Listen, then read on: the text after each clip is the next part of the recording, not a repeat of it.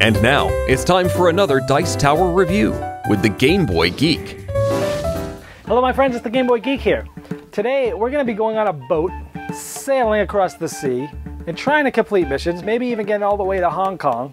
And we're going to be trying to get some jewels and treasures, things like that. It's called Madam Ching. It's a 2 to 4 player game from Hurricane Games, designed by Bruno Cathala and Ludovic Malblanc, my favorite designing duo.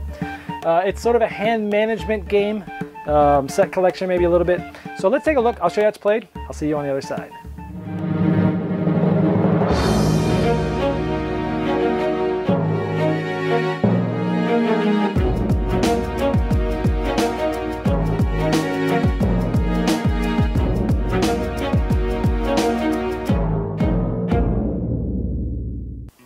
Here's the board for Madam Ching, set up for 4 players. We're kind of in the middle of a game here to show you more interestingly how the game is played.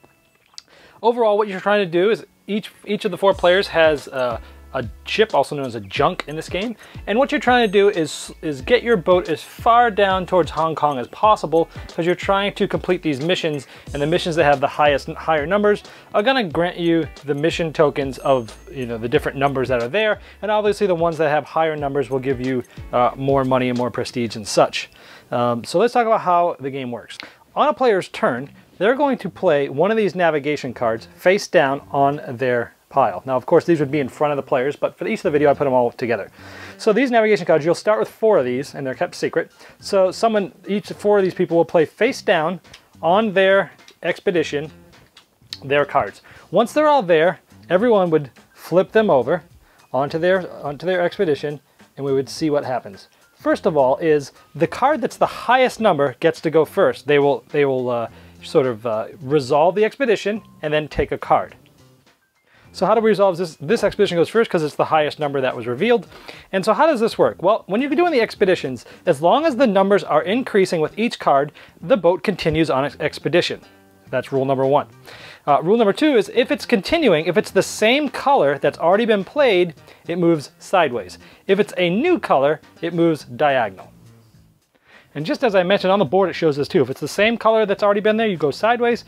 If it's a new color, you go diagonal. So this guy, same color as before, he goes sideways. There's 2 spots on the board that have these little wavy lines. There's one here, and there's one here. What this means, if a ship crosses here, from here to here, or from here to here, you'll get what's called an encounter card. We'll talk about these later. These are things that you can use against your opponents or for yourself.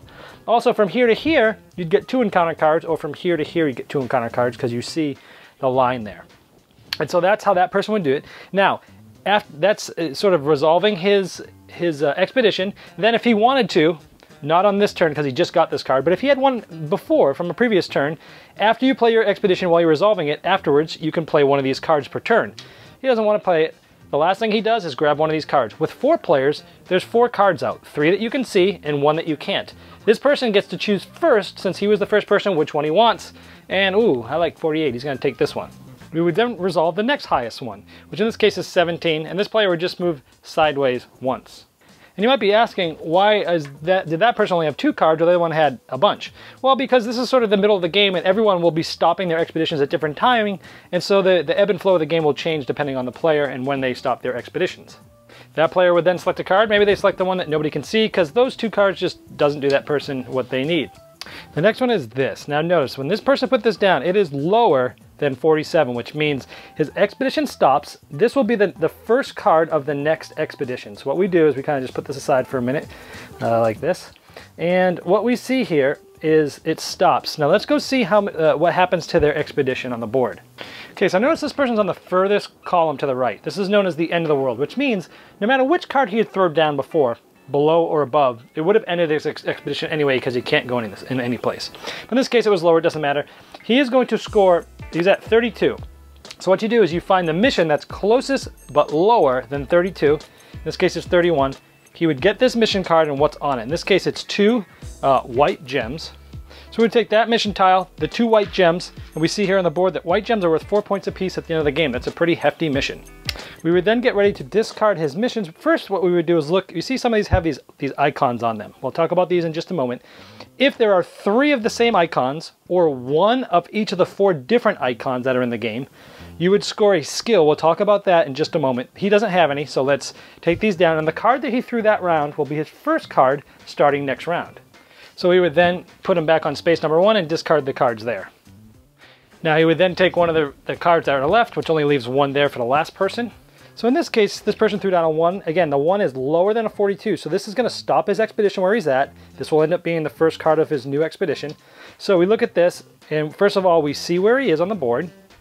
He's at 12, so he's going to take the closest lowest tile to 12, and then he's going to move back to 1.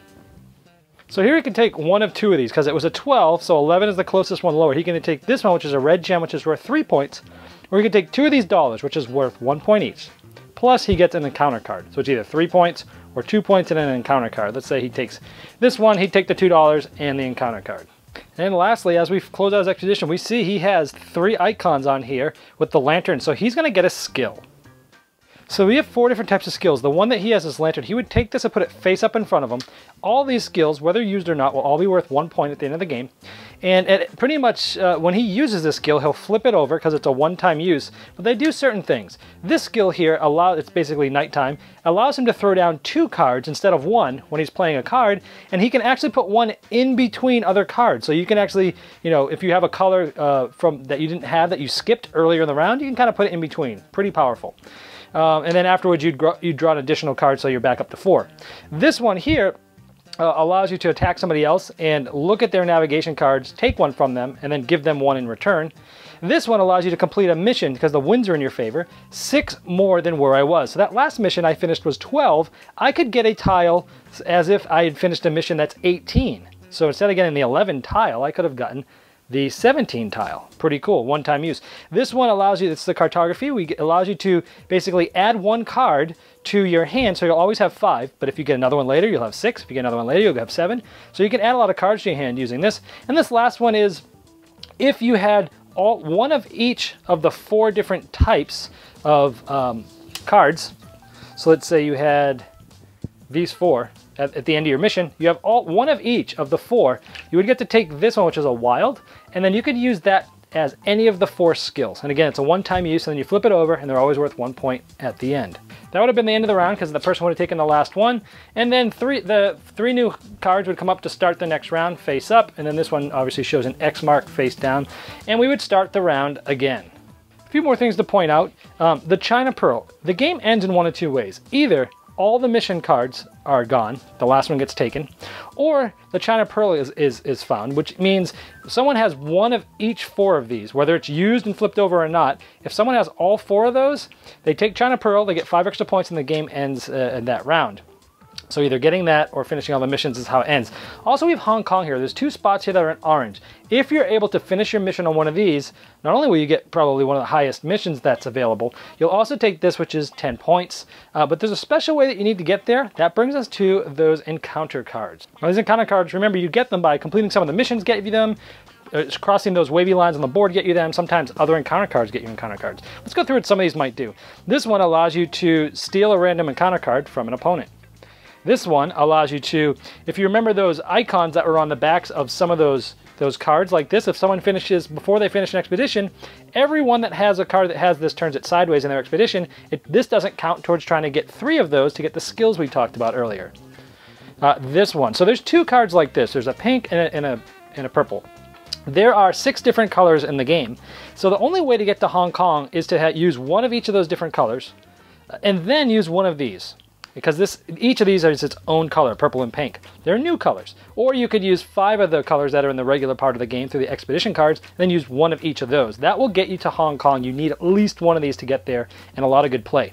If you didn't want to use it for that, you can use it to, anytime somebody attacks you, like one of the previous cards we talked about, if they have these lightning bolts on them, that's an attack, you could use this to block an attack. So those are probably the powerful cards.